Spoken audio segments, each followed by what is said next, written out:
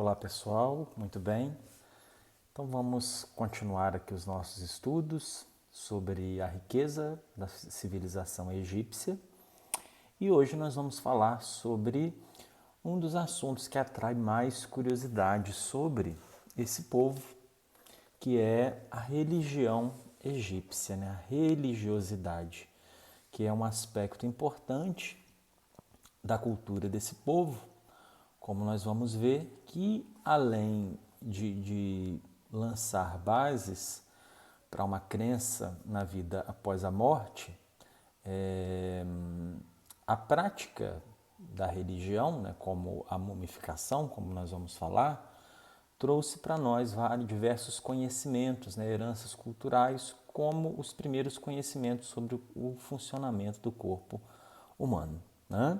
Então, quem nunca ouviu falar sobre as múmias, né, dos faraós, que são corpos que passaram por um processo de embalsamamento e foi tentada uma preservação desses corpos devido à crença, né? Então, diversos filmes abordam aí a temática das múmias, né? O cinema fala muito a respeito disso aí. Muito bem, então vamos lá. Falando sobre a religião egípcia, né? A antiga religião egípcia. A primeira coisa, o primeiro traço marcante que a gente tem que entender é que essa religião ela era uma religião politeísta, como nas diversas primeiras civilizações que a gente tem estudado até aqui, né? Então, os egípcios acreditavam na existência de vários deuses, que é a característica aí do politeísmo, e esses deuses estavam ligados aos diversos acontecimentos e às diversas forças, por exemplo, da natureza. Cultuavam o sol, a terra, a fertilidade, como nós falamos em aulas anteriores, até o próprio rio Nilo era cultuado como uma divindade, né? Api, que se chamava a força das águas do rio Nilo, né? E esses deuses, né, controlavam a vida cotidiana, todos os acontecimentos. Se acontecesse uma seca, uma praga, uma doença, tudo era relacionado à ação dos deuses, né? Bom, esses deuses, como que eles eram representados?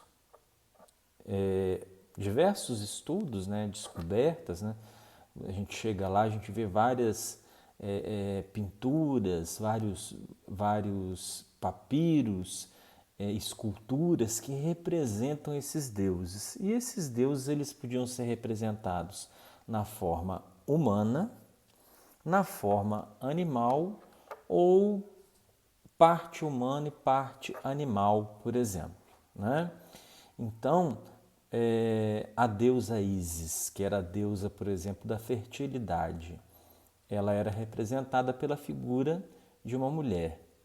O deus Horus, que era o deus da sabedoria, ele era representado por um falcão, né? Por uma águia, né?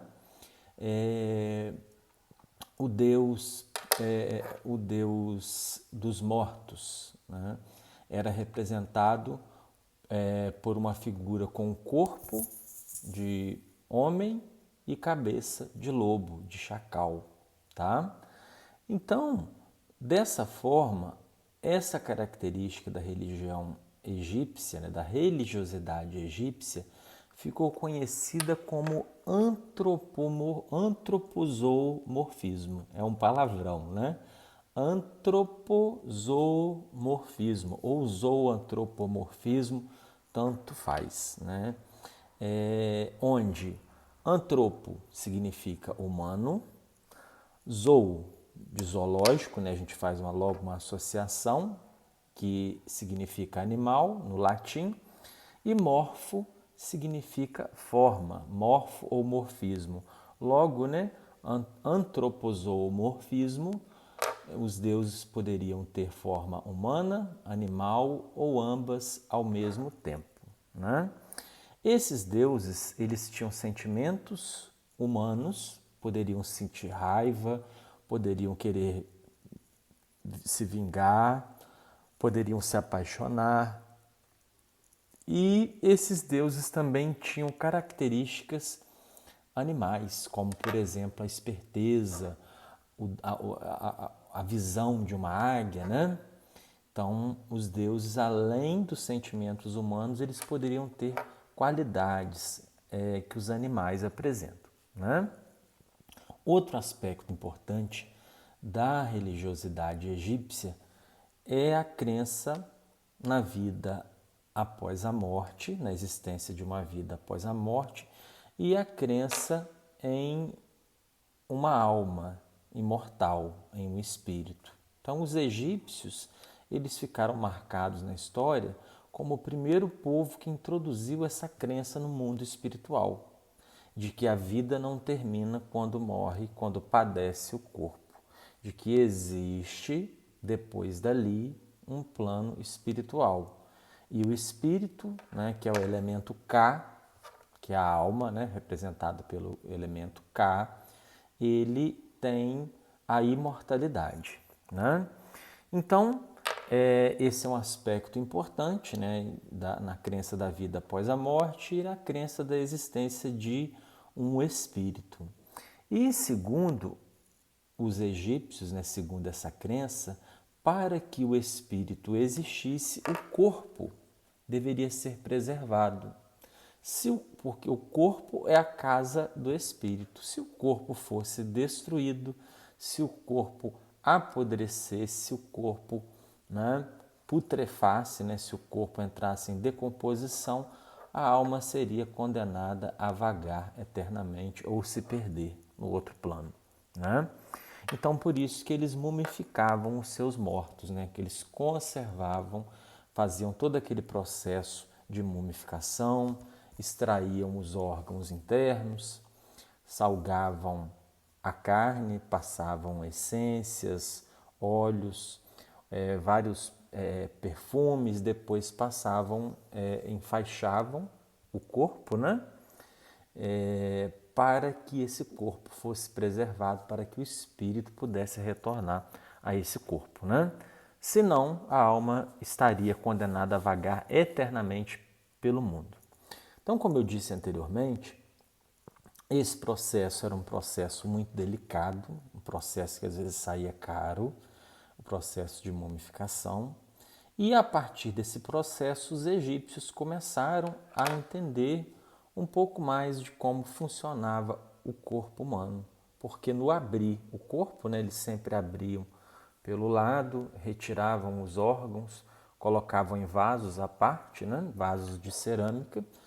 Os egípcios passaram a entender um pouco mais do funcionamento do corpo humano, de anatomia e do funcionamento desses órgãos, tá? Nesse processo de mumificar, de embalsamar, quando os corpos eram sepultados, os egípcios acreditavam que a pessoa deveria ser enterrada com todos os seus bens materiais, né? Então, na nossa cultura, por exemplo, a gente às vezes até brinca, né? Fala, não se apega à riqueza não, porque depois você não vai levar tudo no caixão com você, vai ficar tudo por aí. Os egípcios acreditavam já o contrário.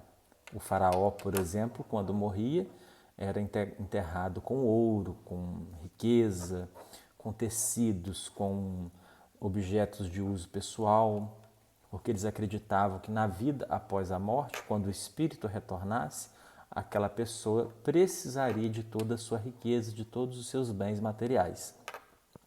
Inclusive, há relatos, né, de descobertas arqueológicas que na tumba de vários faraós foram encontrados também escravos que foram mortos e sepultados e mumificados e enterrados junto com os seus faraós, para quando o faraó ressuscitasse, ele tivesse quem o servir.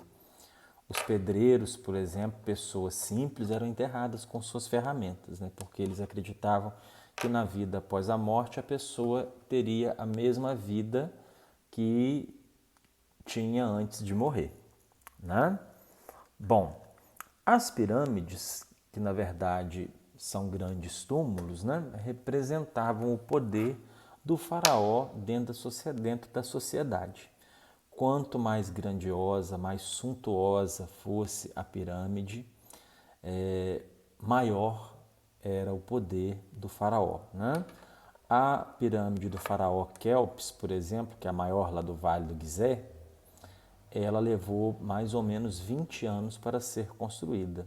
E os faraós faziam isso também porque queriam que o seu nome fosse lembrado eternamente, para que eles não fossem esquecidos. Tá?